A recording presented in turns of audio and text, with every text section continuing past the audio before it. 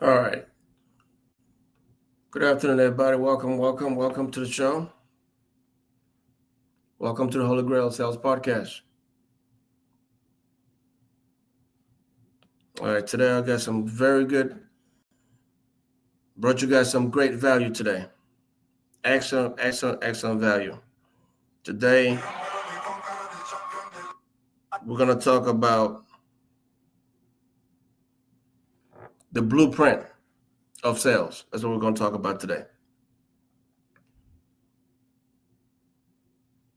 Just setting up a few more things over here, and then we'll get this thing going. The blueprint of sales. That's what we're talking about today. Hope you all are having a fantastic day so far. Having a fantastic Thursday. Very productive Thursday. All right, we're going to get this thing going. It's going to be a beautiful show. It's going to be fun. We're going to be covering a lot of information. So get ready to take some notes because it's going to be like drinking from a water hose. Again, welcome to the Holy Grail Sales Podcast.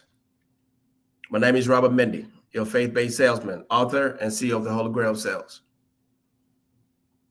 This is where we teach you to serve with intention first, faith, then we combine powerful sales techniques with spiritual insights.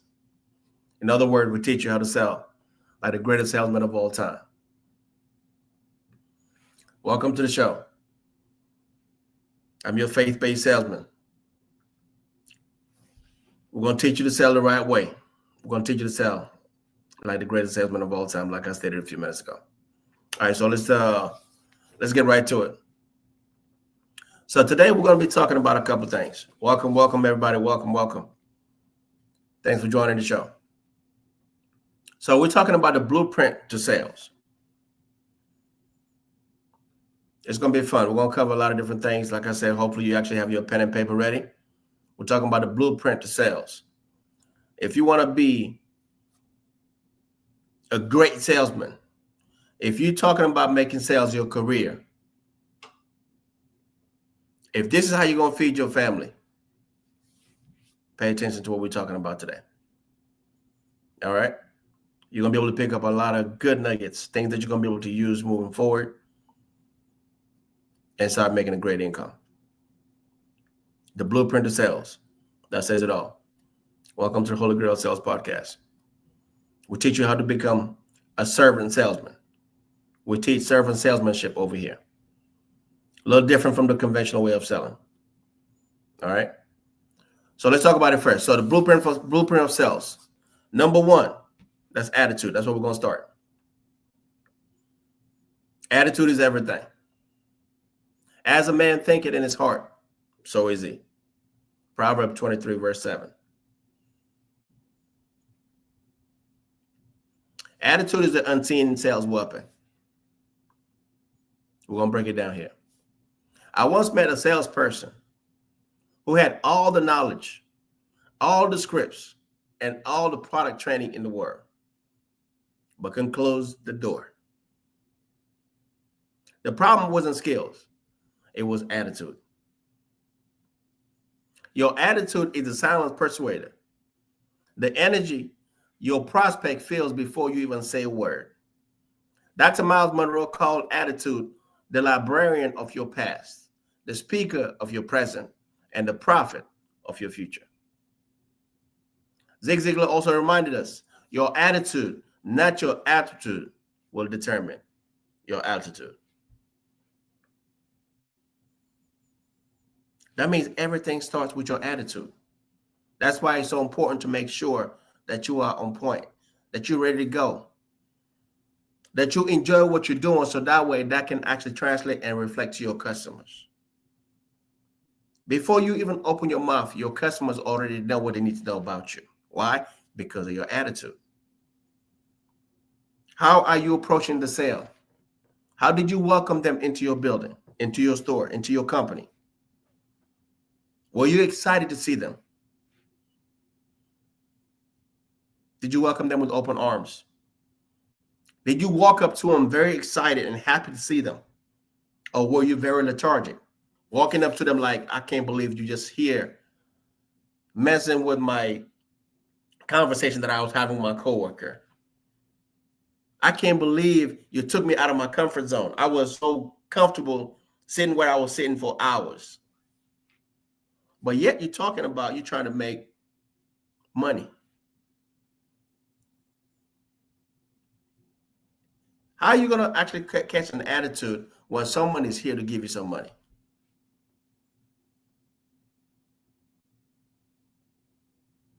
The moment they come in, they ask for maybe something, maybe one of the smallest items you have in the building. You want to catch an attitude. You're pissed off. Your body language communicated to that client that you don't want to serve them. And remember, everything starts with service. Jesus said it himself. I came not to be served, but to serve.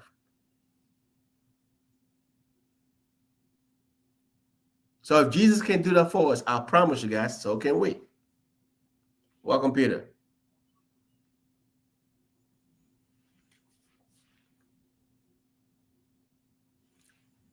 Attitude is everything.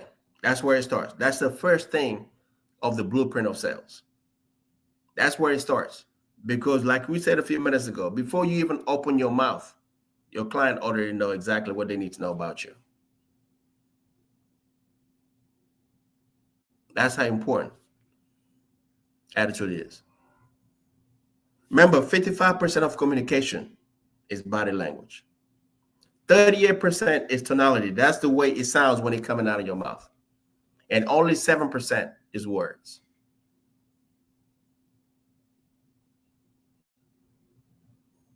That's why I say that attitude is everything.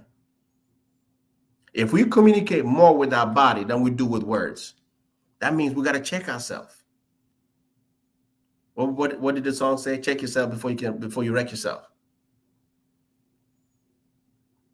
We got to check our body and how we're communicating to our clients. Since we communicate more with our body, then that's critical that we do that. Not only do we need to check ourselves, but we also need to also pay attention to our customers. Because just like we're communicating with them, they are also communicating with us. That's why it's so important. Pay attention to your body because you are communicating. Body language, 55% of communication. That means your eye contact, your posture, your gestures. All that communicates constantly to the customer. Are you passionate about what you do? Are you excited about it? Are you smiling when you're talking?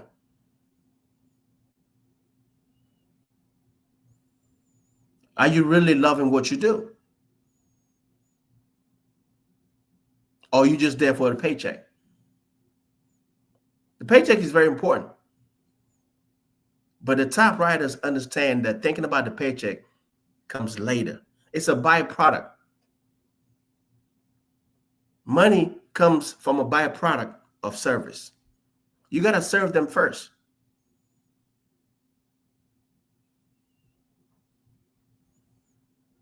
That's why Zig Ziglar talks about it. That's why he says that in life, if you're just helping out people get what they want, you will in turn get what you want. That's where that's coming from.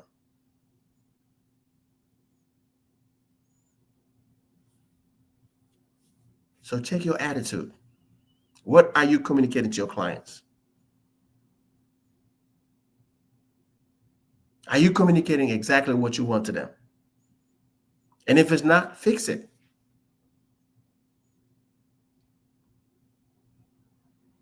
Don't spend 2 hours with somebody and lose the sale at the end and have no idea why you lost it. You might have lost it from the get-go.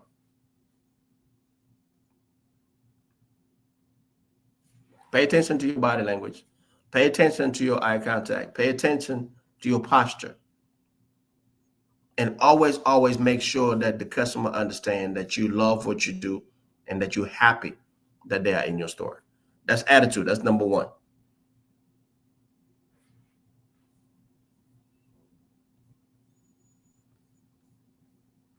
Number two is greeting.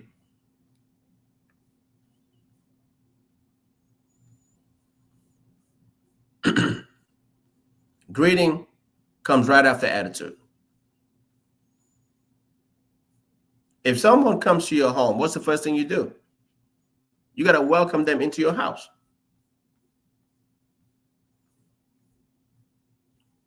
That's where greeting comes in. You got to let them understand that you are happy that they're in your building today.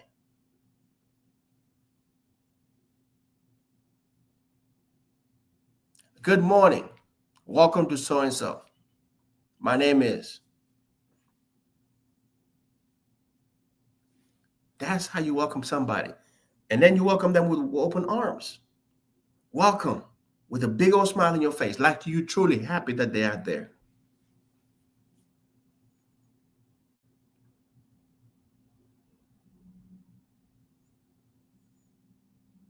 One thing I teach all the time is the moment you greet them and welcome them, the next thing you do is what? You give them a compliment. As you give them the compliment, all you're doing is breaking down the barriers. You're going to get them smiling, laughing. Because as human, we have what we call pride of ownership.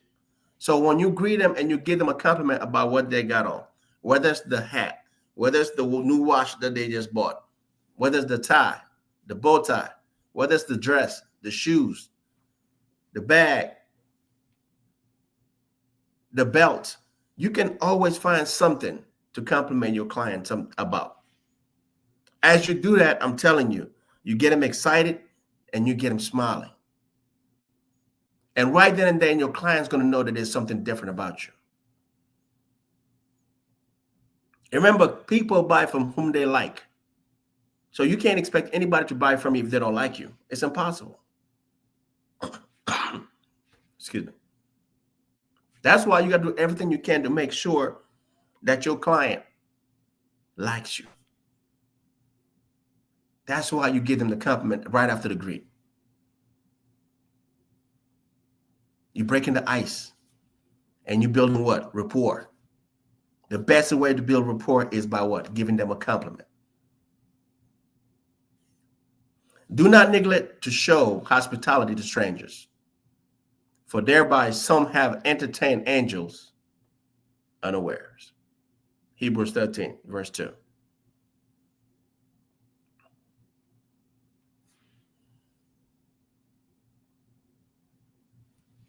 First impression lasts longer than you think. A study from Princeton University found that it takes just a tenth of a second for someone to form an opinion about you. Think about that. Before you even finish saying hello, the other person's already decided if they are actually, if they want to do business with you or not. If you are trustworthy, confident, approachable, or worth listening to. Why? Because they saw it from your attitude and they saw it from the way you greeted them when they came in. And they also saw it from the compliment that you just gave them.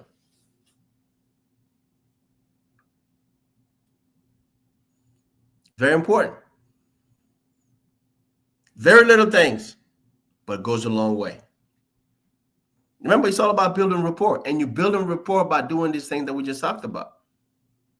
Matching, mirroring, all that stuff. We'll talk about it. But welcoming them, big old smile on your face, open arms, and giving them a compliment. Then all of a sudden, they want to tell you everything about that thing that you just complimented them on. Now y'all talking about everything but furniture, everything but cars, everything but insurance, depending on what line of work you're in, everything but houses. That's a good thing, because now that client knows that you are different. That client knows that you're not just trying to sell them anything. That client knows that, you know what, you care. Because if you didn't care, you wouldn't have given them that compliment. You would have just focused on trying to just sell them the moment they walked into your building. But instead, you took the time to give them a compliment.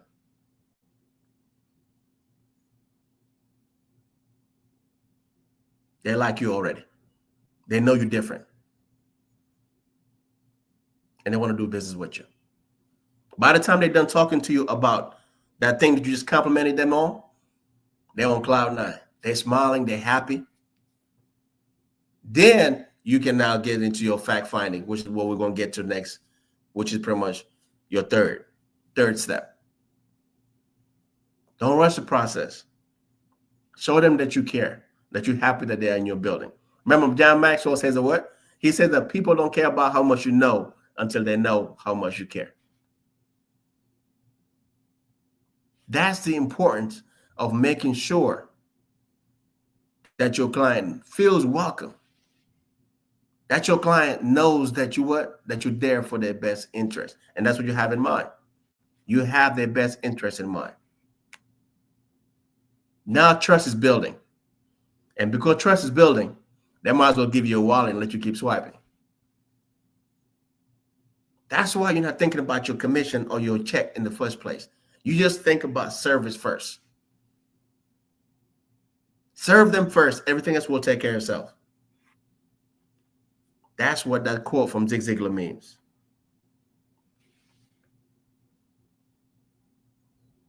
Greeting and complimenting your guests. Core principle of hospitality in sales strategy. Hospitality isn't just hotels or restaurants. It's a sales superpower. When you greet someone warmly, you are telling them without words, you matter. You belong here. A genuine greeting melts away the defensive barriers most prospects walk into your buildings with. Remember, just like you have a game plan, your clients also have a game plan. And their game plan is to make sure you don't sell them anything. Nobody likes to be sold. But that warm greeting, that's how you're going to melt down those barriers.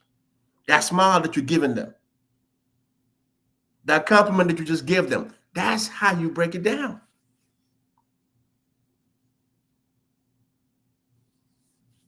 People are more likely to trust someone who makes them feel safe, welcome, and respected. That's how you do it.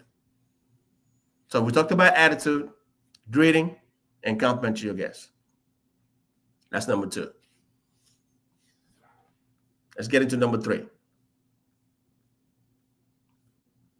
Number 3 is facts finding. Fact finding is number 3. So attitude, greeting, and complimenting your guests. Now number 3, fact finding. What is fact finding? I'm glad you asked.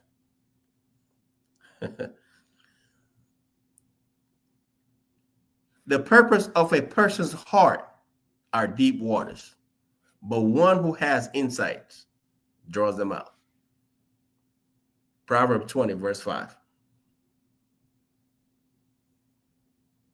Great salespeople are not pushovers. They're not pushers of product. They are discoverers of truth. Fact finding is the art of uncovering what your prospect truly needs, even when they don't fully know themselves.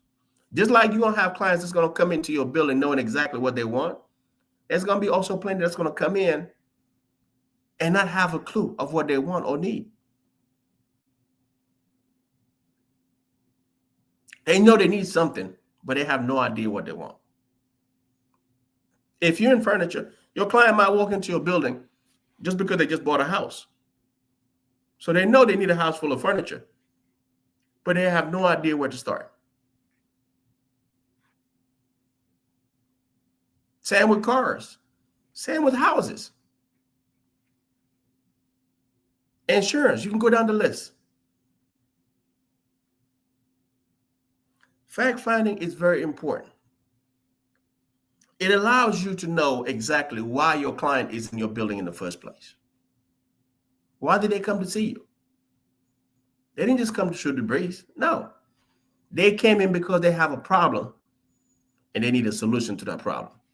That's where you come in as a professional. Because this is what you do for a living. You have the solution to what they're looking for.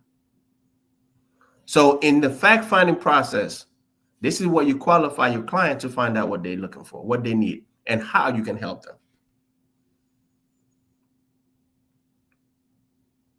This is where you start asking them open-ended questions.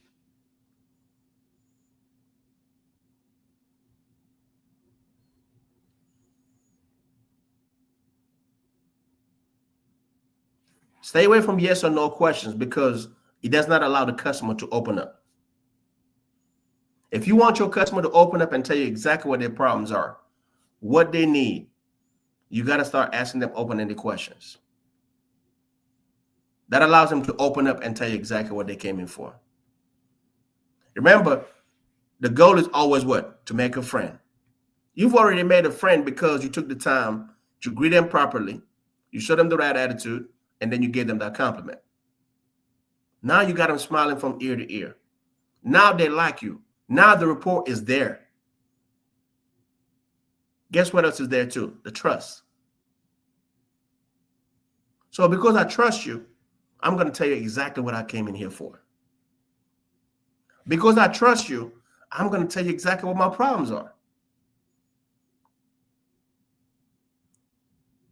How you expect someone to just open up to you the very first time they just meet you and tell you all their whole, they're not going to do that. They just met you. That's why you get the Heisman most of the time when you greet your clients at the front door. Because they don't trust you yet. They don't know you. They want to make sure that you're not going to just try to sell them anything.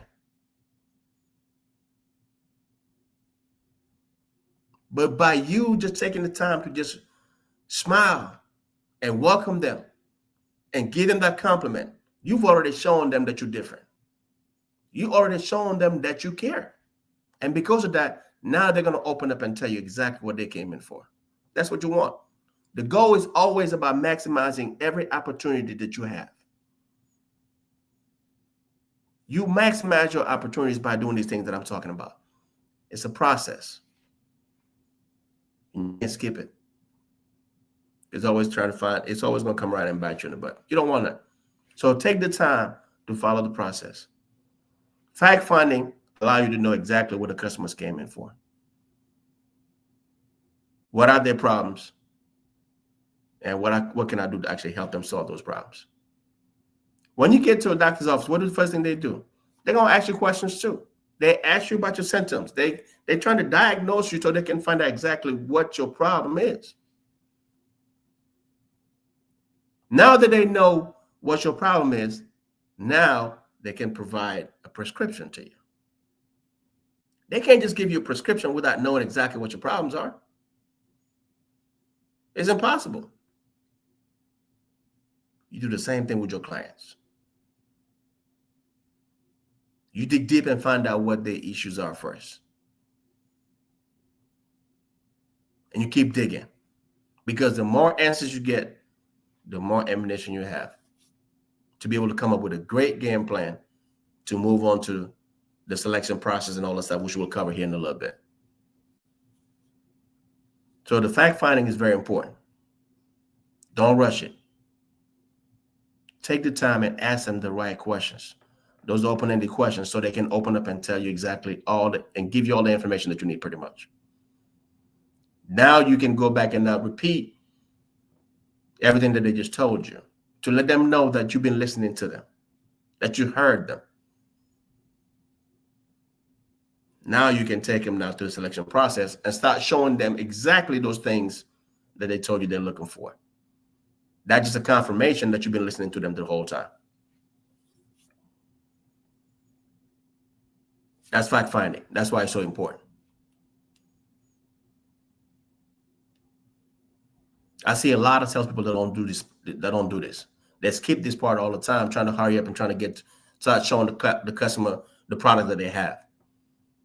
How in the world are you going to actually help them and truly, truly help them if you don't know what they came in there for? This is how you lose your client quickly. So that's fact finding. Very important. So take it to heart as you're dealing with your clients. Number 4, we're going to talk about introducing protection plan.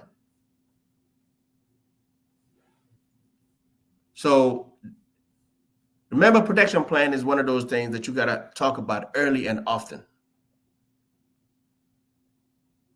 You can't wait till the last minute to bring up protection plan.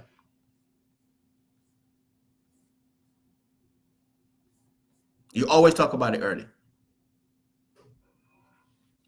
Because if you wait till the end to talk about protection plan, now it becomes an add-on, and you don't want to do that. Customers don't like add-ons for the most part because the budget is already set. They've already added up everything they're going to spend with you. So if you wait till the end to bring it up, now you're taking more money in their pockets now, and some clients don't like that. That's why you got to talk about it early and often. So by the time you get to the closing part, they're already committed to it. So you introduce the protection plan right after your fact finding, because when you're doing your fact find, you know exactly what problem they had. You know what happened to their furniture that just got that's broken now, or they had it for 15 years and now it's all messed up, it's soiled.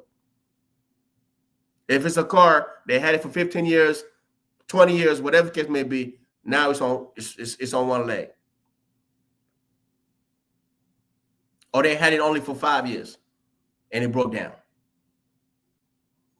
Well, maybe if they actually have your service plan, or if they bought service plan before, then maybe they would have been covered. Remember, that's the pain point. So you find out during the fact find, you find out what the pain points are.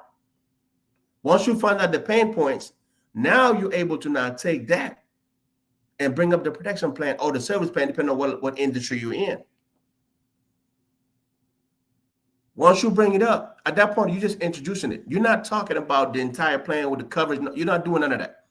All you're doing is just introducing it to the client so they can know and understand that you got something that's going to probably save them a lot of headaches moving forward. You got something that's going to cover them in the event of something happening. Something that's going to give them peace of mind. Something that they didn't have on their last purchase, which is why they're now back to see you. But moving forward, they don't have the same problem because now you got something that's going to take care of them in the event of something else happening. That's all you're doing. All you're doing is just introducing it. You're not going too deep on it. You're not going through the whole coverage. That's going to come later. We're just talking about the introduction of the protection plan or the service plan, depending on what industry you're in. The prudent see danger and take refuge, but the simple keep going and pay the penalty. Proverbs 22, verse 3. The introduction of protection plan is like introducing a trusted friend. You don't need to give the entire story in the first sentence. You just need to let the prospect know that they exist and that they will be important later. That's what I said earlier. You just want to introduce it and let them know that you have that. And moving forward, they won't have that same issue because now you got this for them. Now you planted the seed. Now they're excited to hear about it later on as you bring it back up. At this stage, your goal is awareness, not explanation. This isn't the moment to fine print the brochure or the multi-page policy that you break down to them. This is simply planting a seed so that when you revisit later, the ground is already prepared.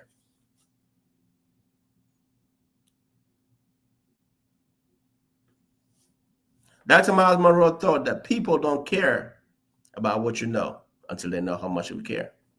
In sales, this means the early introduction of a protection plan isn't about selling. It's about showing foresight and building trust. That's the introduction of the protection plan. That was number 4. Let's get to number 5. Number 5 is selection. Attitude, greeting, fact finding, introduction of protection plan. Now you're number 5, which is selection.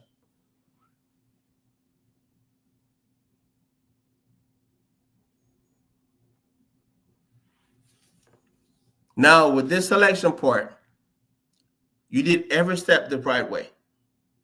You welcomed them into your store. You did your qualifying process during the fact find, and you know exactly what they came in for, what they need, what the problems are. You know exactly what the pain points are. Now you repeated everything back to them to let them know that you heard everything that they told you. Now that gives them even more confidence about you because now they know that you are actually a professional and that you've been listening to them the whole time. Now the trust is there now. Rapport is there. Now they like you. And then you move on now to the selection process. The selection process is now when you actually now start to show them that solution that they came in for. This is where you start showing them the different options that you have for them. That's going to help solve the problem that they came in for. If it's furniture, you keep it to pretty much just about 3 different groups. If they're looking for living room sets, don't overwhelm them by showing them everything that you have in your building. All it does is confuse your clients and let them walk right out the door. Confused clients don't buy. Clarity has to be there. That's why you narrow it down to 3. If they're there for a living room set, narrow it down to 3 living room sets. But make sure that these living room sets will address that issue that they came in for.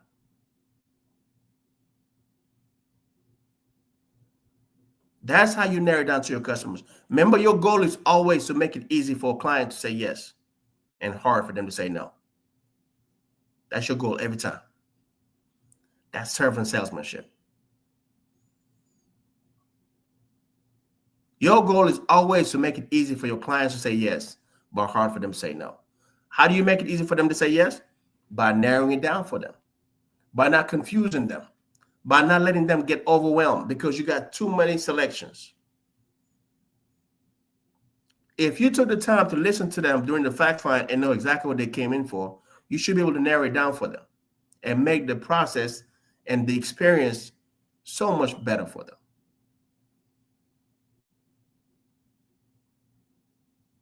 Always keep in mind that they also have some other things to do when they leave you. So we don't want to waste their time.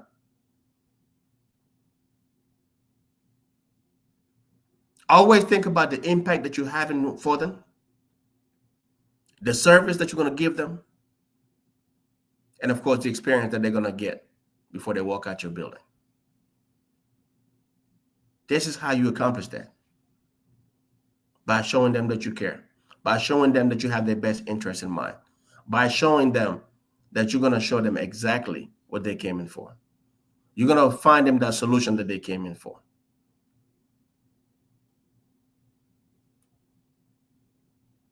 If the client said mattresses, same thing. Narrow it down to 3 and show them those 3.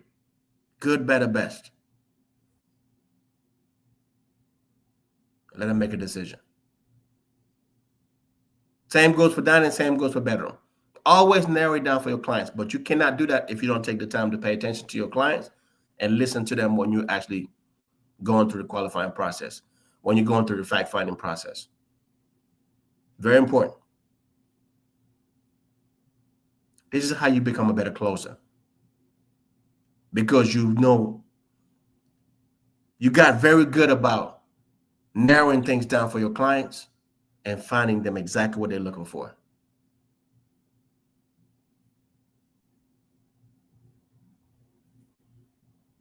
That's the difference between a top writer and an amateur. So the selection process is very important. You don't want your clients to get overwhelmed, because the moment they get overwhelmed or confused, they're walking away. That's when they'll tell you, I got to go home and think about it. I took a lot of notes. I'll go home, go through them, then I'll come back and see you. Well, I got to go talk about it with my significant other. I got to go pray about it. I got to look at one more store before I make a decision. They can't make a decision because they're confused. That's why it's so important for you to make sure that your clients are always clear on what you're showing them, on what you're trying to do for them. The clarity has to be there. Narrow it down for them and show them 3. If it's cars, do the same thing.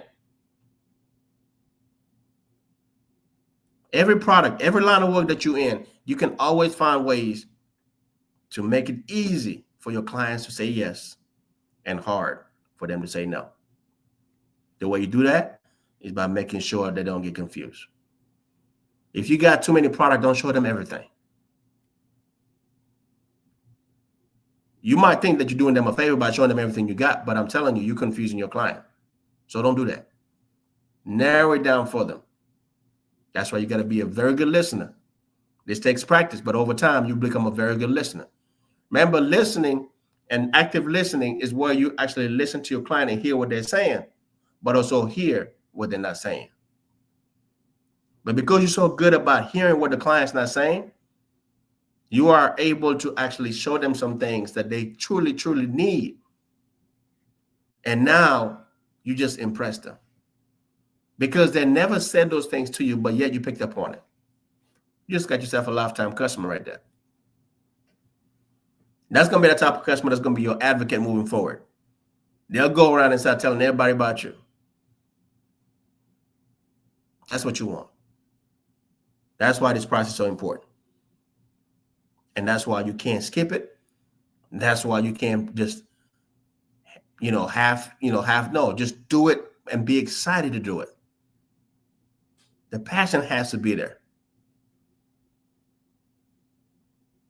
Because after the selection process, now comes what? Number 6, demonstration.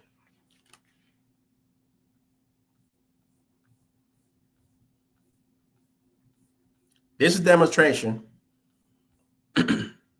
This is pretty much where you show them what your product's going to do for them, how they're going to enjoy your product, and how they're going to build memories, lifetime memories with their significant others, with their loved ones. In the demonstration process, this is also where you build value. This is where you show them that you're getting a steal. In the demonstration process, this is where you make sure that your clients don't keep beating you up. If you have a customer that's constantly haggling with you and beating you up on your price, that's because you haven't done a good job explaining or showing them the value, which is very important. It's key. You keep skipping these steps, I'm telling you, you're just going to actually have a harder time trying to make a sale because that client's going to keep beating you up and they're going to keep haggling with you on price. Because if they don't see no value, guess what? Now they get to determine the value of the product. Now they get to determine how much they're going to pay you. That's not what you want. You want to build the value to the point that they feel like they're getting a steal. You can't do that if you're not passionate about what you do. If all you're thinking about is your paycheck, if all you're thinking about is how much money I'm going to make from this sale, you lost already. Because your clients will pick up on that too. They need to know that you care. They need to know that you got their best interest in mind. They need to know that you're a professional and that you know what you're doing. They need to know and trust that whatever it is that you're actually trying to get them to buy, it's going to be something that's going to serve them. That's going to be the solution to their problems. That's why trust has got to be there. That's why trust is so important. When you're doing a demo, nothing else matters but that client that's in front of you and that product that they're trying to buy from you.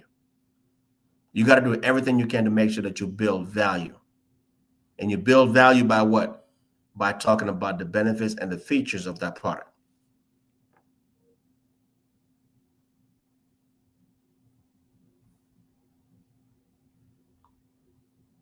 Every time you talk about a feature, you got to also talk about the benefit of that feature.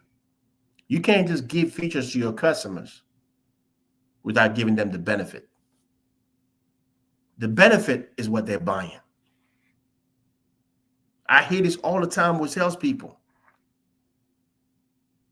We're so busy just throwing jargons and just trying to make ourselves look good or trying to make ourselves look so knowledgeable to the point that we forget the main thing. Features tell, benefits sell. I'm going to say that again. Features tell, benefit sells. So you can't be so busy just telling them about the features yet you're not giving them any benefits. The benefits is what they're buying, people. You can't do that if you don't know your product. That's why you got to take the time to learn your product. You got to be super knowledgeable about your product. These clients nowadays come into your building already knowing about your product. Some of these clients, as a matter of fact, even know more about your product than you know yourself. That's a problem. You can't call yourself a professional. That this is what you do for a living. This is what you decided. Nobody told you to do this. If you're in cars, you're the one that chose to go sell cars. If you're in furniture, you chose to go sell furniture. If you're in insurance, same thing. If you're selling houses, realtors, you decided that this is what I'm going to do for a living. You decided this is how I'm going to pay my bills. Well, if you decided this is what you're going to do, then why not take the time to be the best version of yourself? Know everything that you should know about that particular product. That's what professionals do.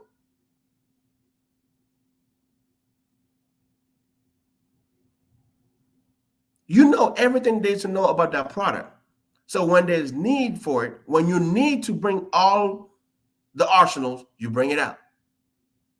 Because there's going to be some clients that want to know everything about the product. And they're going to ask you all type of questions.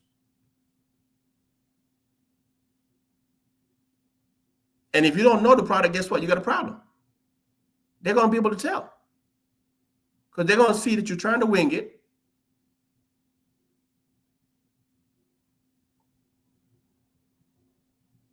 And they're going to pick up on that. And you just lost your client. Because they've already made a decision. You're not a professional. You don't know what you're doing. They need to go find someone else. Or if they can't do that to your store, guess what? They'll come up with an excuse as to why they can't buy just yet. But they'll come back and see you. 5 years later, you're still waiting for them. They ain't coming. They've already made the purchase somewhere else. That's the difference.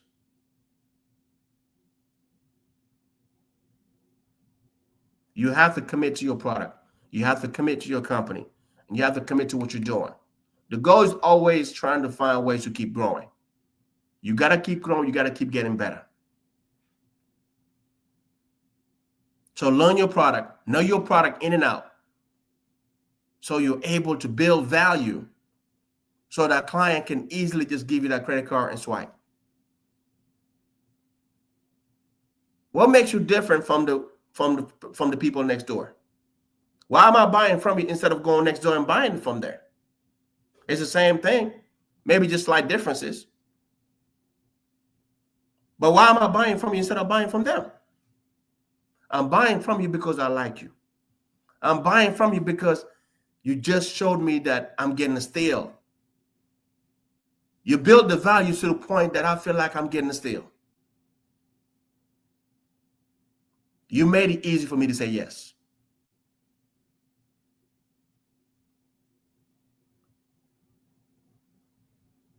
You showed me that you care, and I can see it. You showed me that you got my best interest in mind. You showed me that this is just not about a commission for you.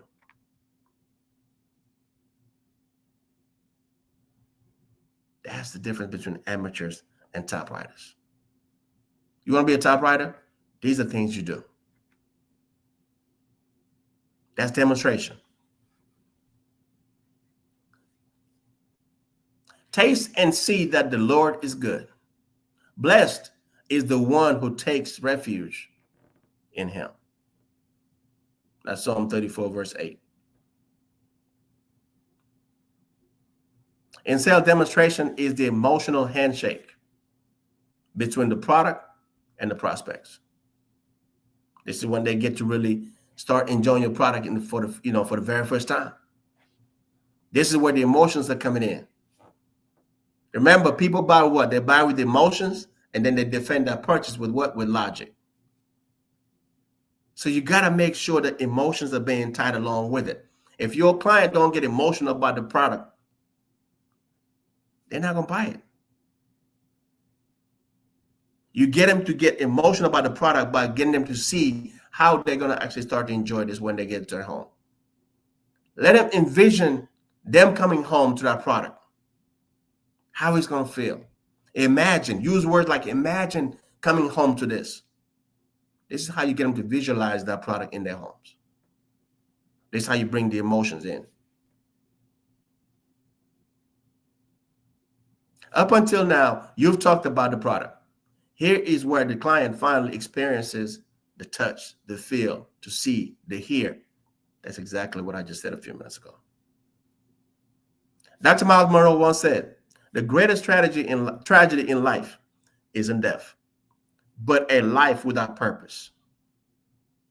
Likewise, the greatest tragedy in sales is when a prospect leaves without ever truly experiencing what you offer. Order takers, they do this all the time. Go find what you want. My name is so-and-so. Let me know if I can help you. That's an order taker. When the true salespeople, they find what the clients came in for, and they grab onto their hands and they take them around and show them exactly what they came in for. A few minutes later, they're the counter paying for it. And you're wondering, why is it that they're selling and closing all the time, but you can't? They're following this process. They don't take it lightly when they have the client in front of them, because they know they need to actually take advantage of every opportunity that's in front of them. They don't believe in be-backs, even though, yes, it's great. And when they do come back, it's great. But their goal all the time always is, what can I do to make sure that I actually find a solution to this client right now, instead of depending on them coming back to see me later or days later?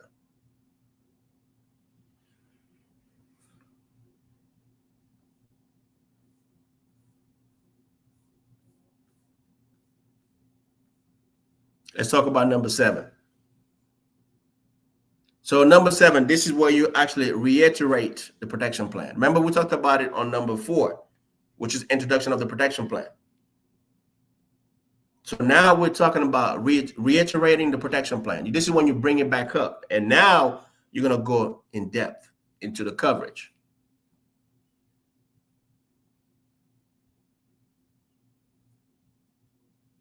In the multitude of counselors, there is safety. That's Proverbs 11, verse 14.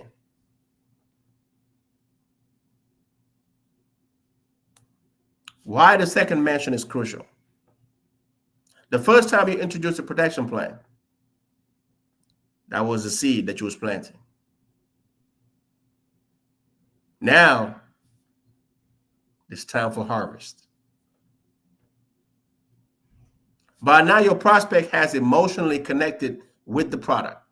They can see it in their home, their office, their life.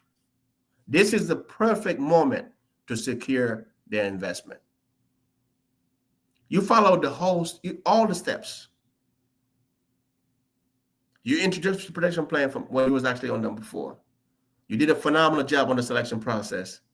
You did a fantastic job on the demonstration, where you got them involved, got them touching and feeling, imagining and envisioning owning that product. And you're using words like ownership as you're talking to them when you were actually in the demonstration process. Now it's time to protect that investment, because now they're starting to commit already to your product. This is perfect time to bring up the protection plan again and go in depth into the coverage.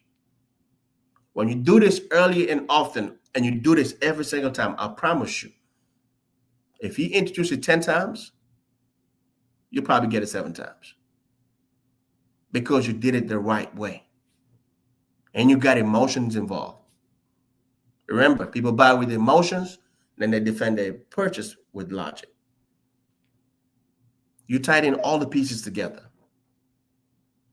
Why wouldn't I want to protect my investment at this point? Remember, I like you. And people buy from who? They buy from who they like. I trust you. And because I trust you, I know you're not going to steer me wrong. Because I know you got my best interest in mind. So if you suggesting me getting the protection plan or the service plan, I'm going to trust in you because you've been doing exactly everything that you've been telling from the get-go. And I can tell that you care because you showed it to me. Because I like you, because I trust you, because the rapport is there, because I know you got my best interest in mind. When you bring up the protection plan or the service plan, I promise you I'm not going to fight you for it. I'm going to get it because I believe that you brought it up because I need it. That's trust. That's how powerful trust is. Zig Ziglar said, people don't buy on logic. I said it a few minutes ago. They buy on emotion, then they justify it with logic. At this stage, the protection plan becomes the logical safety net to support the emotional decision they've just made.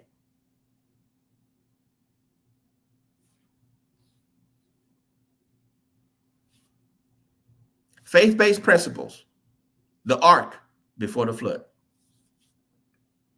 In Genesis 6, God told Noah to build the ark long before the first rain drop. The protection plan is the ark of your customer's purchase. It's proactive wisdom, not reactive regret. You are not selling fear. You're selling peace of mind. Scripture reminds us in Proverbs 22, verse 3. The prudent see danger and take refuge, but the simple keep going and pay the penalty. That's your client and the protection plan. They see the danger and they take refuge. They see the value into what you're talking about in some of the protection plan or the service plan. And they'll commit to it and they'll get it because they know they need it.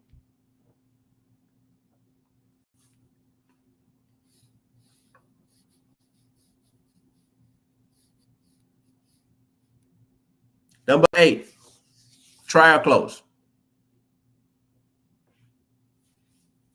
Number 8 is trial close. We're going to try to fly through this real quick. This is what happens when you're having fun. The time just fly by.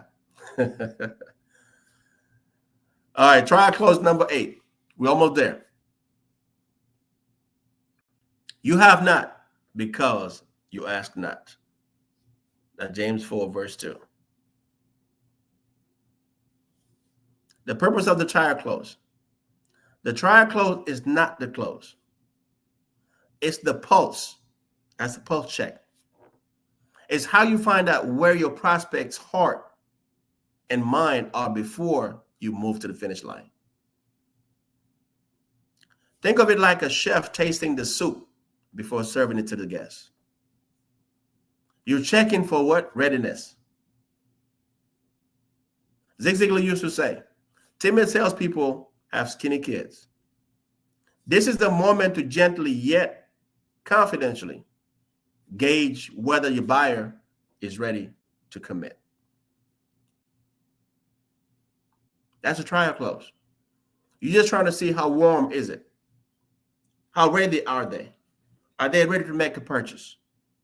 Or are they still on the fence? Have you heard enough to make a decision? That's the trial close. Let me give you guys some faith principle. Testing the soil. In Matthew 13, Jesus spoke of seeds falling on different types of soil. The trial close help you discover what kind of soil you are working with. Is it ready to produce a harvest? Is it rocky and is it rocky and needs more preparation? Or is it fertile and waiting for the seed to be planted? That's trial close. Are they ready for the harvest? Or do I need to do more work?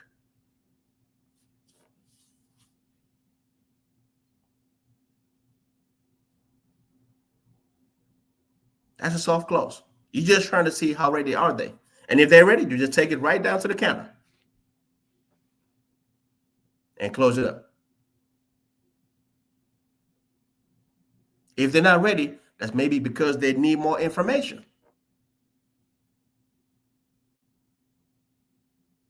That's because maybe they're actually still on the rocky soil yet.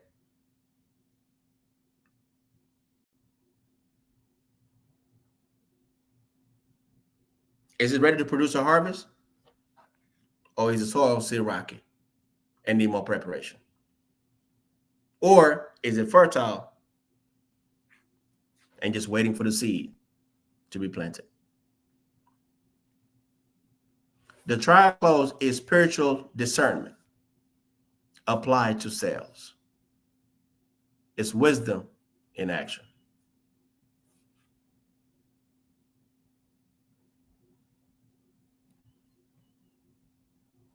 That was number 8. Let's talk about number 9.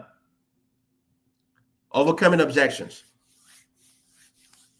Now, most of us don't like this part, objections. But it's part of the process, and you can't shy away from it or run away from it. That's the reason why it's so important to do the first steps properly and not skip through them. It's very important to go through the steps, from attitude to greeting to fact finding to protection plan, introduction of protection plan, to selection, to demonstration, reiterating protection plan, trial close. And now you are number 9, which is pretty much what? Overcoming objections, if there are any. If you do a phenomenal job following those steps that I just mentioned all the way down to this point, most of the time, you're home free. And if you're not, and you have some objections that comes along the way, guess what? Excuse me. That's going to be also very easy for you to overcome it. That's why you can't skip this process. Remember, that's a blueprint to sales.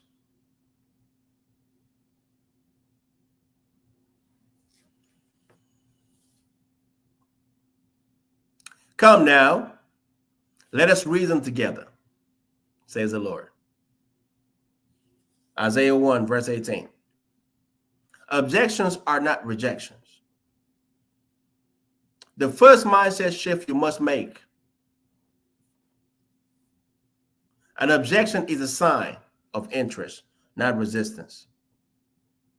If a customer truly wasn't interested, they would quietly walk away without a word. When they object, they are telling you, help me believe. Help me feel safe. Zig Ziglar called objections buying signals. They reveal where the customer's mind is still unsettled. Like a doctor diagnosing symptoms, you now know exactly where to apply the cure.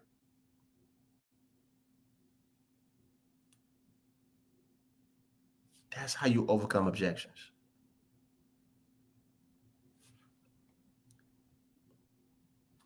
I'll give you a faith principle. Even God invites questions.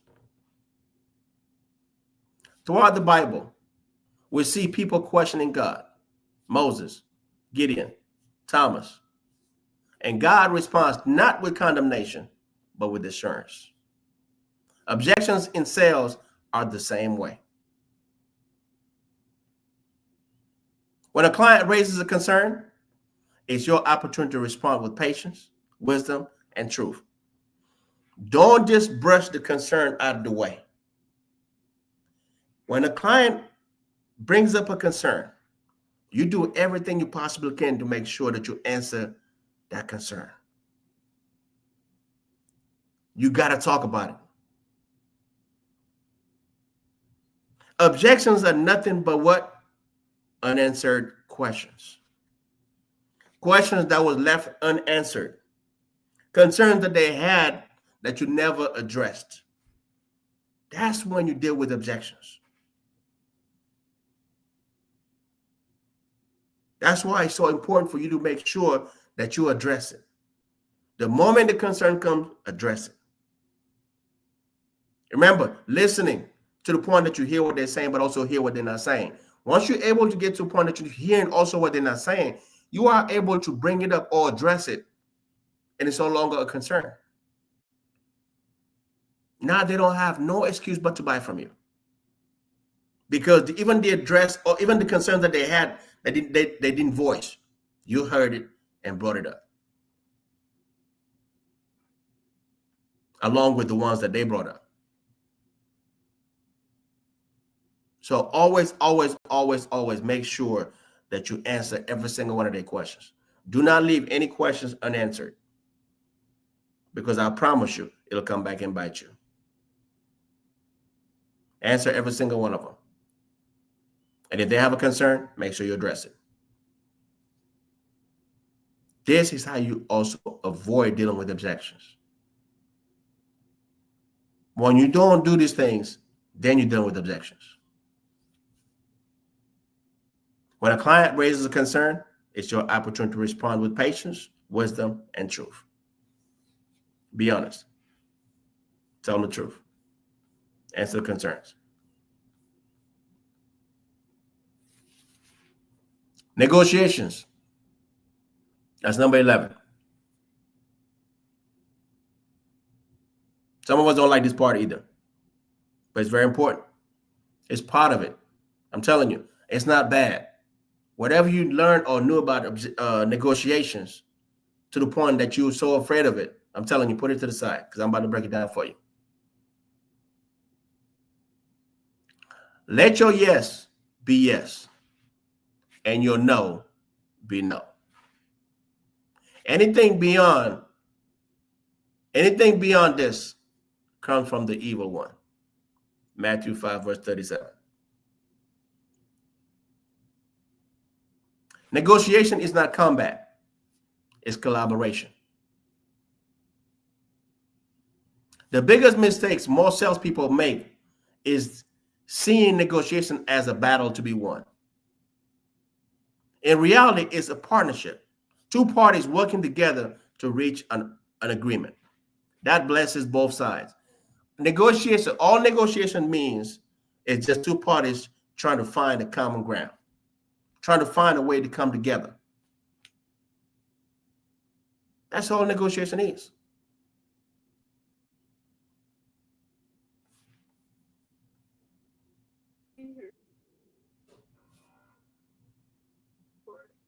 Dr. Miles Monroe once said, true leadership is about serving the other party's interests while fulfilling your own. That's exactly what a master negotiator does. True leadership is about serving the other party's interests while fulfilling your own. Dr. Stephen Covey also said, seek first to understand, then to be understood. That's what you're doing. Go to the post office. We'll do that tomorrow, since mom's gonna be doing a whole. That's the difference. Faith principle. God is the ultimate negotiator. Think about Abraham negotiating with God over the faith of Sodom. Genesis 18, verse 22 to 33. Abraham didn't demand. He reasoned with respect, step by step, until an agreement was reached. In sales, you do the same. Approach with humility, patience, and a desire to preserve the relationship above the transaction. You're seeking first to understand, then to be understood. That's negotiation.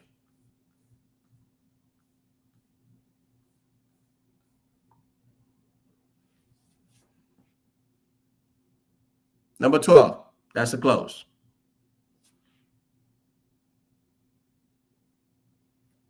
It's when you take it home.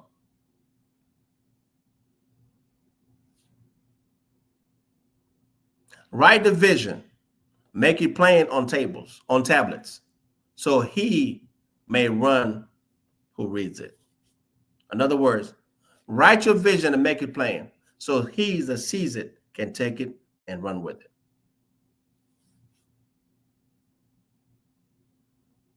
The close is the fulfillment of the journey.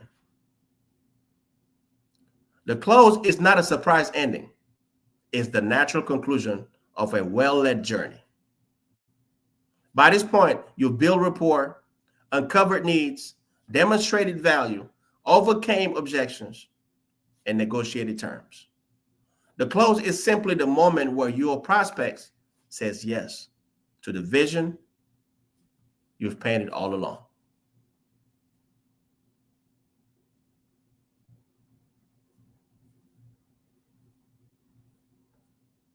Faith principle.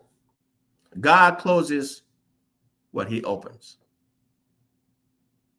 In Revelation 3, verse 8, God says, "See, I have placed before you an open door that no one can shut." When you follow the process with integrity, the close becomes a door God had already opened for you. You just need to walk through it with your client. That's the close. You earn the right to ask for the sale after you've done everything that we just talked about. That's the close. That's the easy part. When you did all the steps that we talked about, the close is the easy part.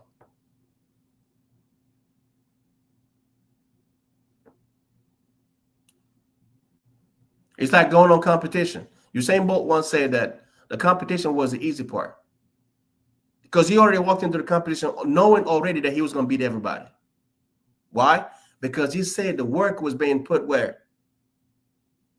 While nobody was watching. Behind the scenes, where there was no camera. That's when the work was getting done. So the competition was the easy part. That's why I say also the close was the easy part, because you took the time to do everything else properly. You did all the steps from your attitude all the way down to the close. By the time you got to negotiation, it was already done.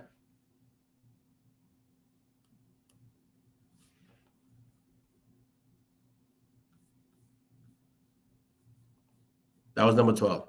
Number 13.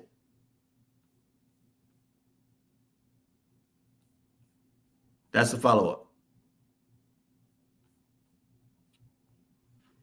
We're going to fly through this because it's already 1:20, but I wanted to make sure I cover all of it with you guys.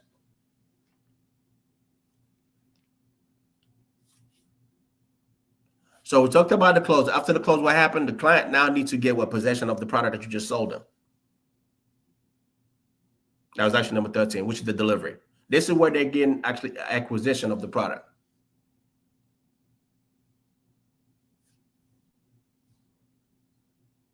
This is where they actually now start to enjoy the benefits that you told them that's exactly what they're going to get when they get it home. This is where they really now, because now they got the possession, it's in their homes. Now they get to enjoy it with their families. Now they get to what? Create memories with their loved ones. If it's furniture. Same with cars. Insurance, peace of mind.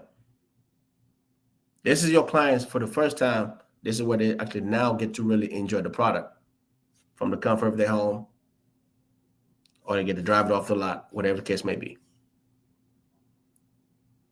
This is where they take acquisition.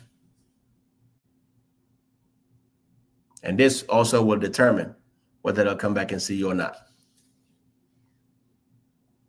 Because if they get to enjoy everything that you just told them at the store, if they get to enjoy and build those memories with their families, now they know that it's just a confirmation. They already knew that you had their best interest in mind already anyway. So the trust was already there. So they believe that when they get home, they're gonna do exactly everything that you just told them.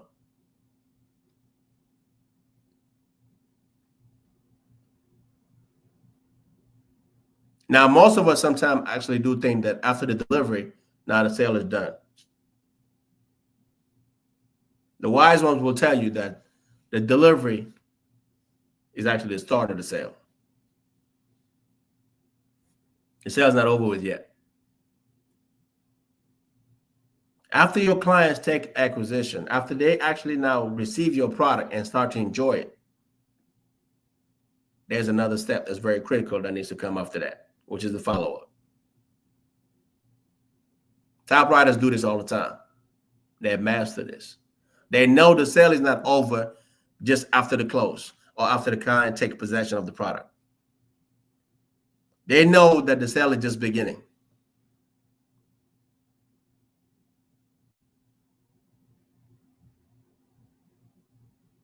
Imagine the impact that you're going to have on that client when you take the time to follow back up with them after you sold them your product.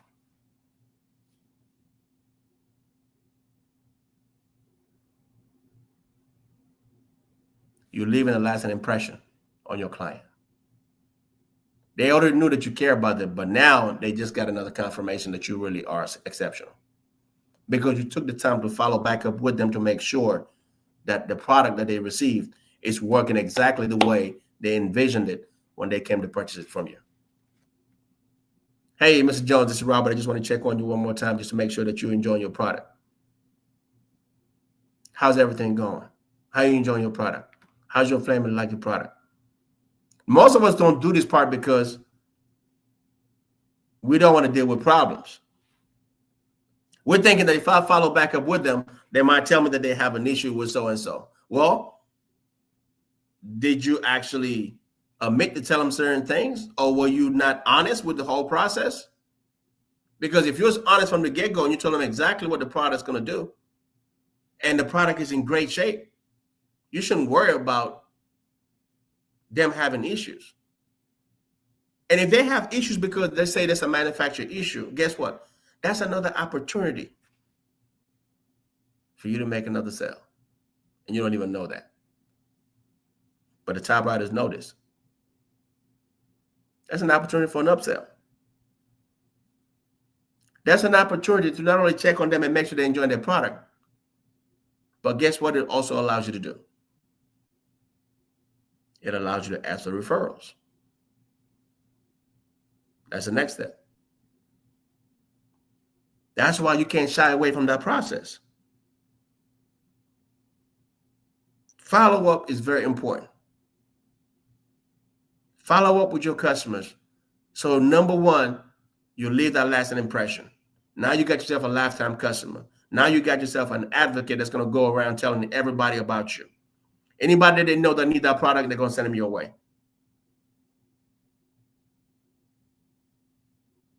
They're going to send you their friends, their family members, everybody, they'll send them your way because they love what you did for them. You served them. You applied the Jesus model when he said that I came to serve, not to be served. That's exactly what you did to them. You served them. And they know it, they love it, and they want to tell everybody about it. That's the law of sowing and reaping. You did the job one time, and you keep pretty much reaping the rewards. That's what we do at the Holy Grail of Sales. We teach you to sell the right way. We teach you to serve first, leave a lasting impact, and make sure that every single one that comes your way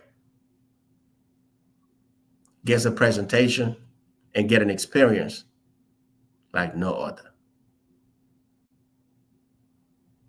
We make sure that our clients know that we actually have their best interest in mind. We make it easy for them to say yes, hard for them to say no. We make friends. Then we sell everything as a whole, and then we ask for the sale. We follow the process. We're in the life improvement business, and we are also in the people business.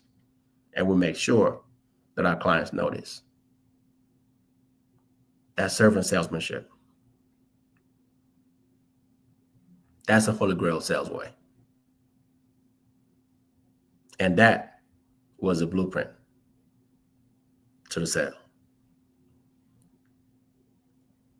Thanks for joining me, people. This was fun. Hope you had just as much fun as I did. And I look forward to seeing you guys on the next show, Tuesday at 5 a.m. Come join us if you're an early riser. It'll be fun. It'll be worth it. Every show is going to be different from the next. I look forward to seeing you all. Make it a fantastic Thursday. Love you all. Till next time.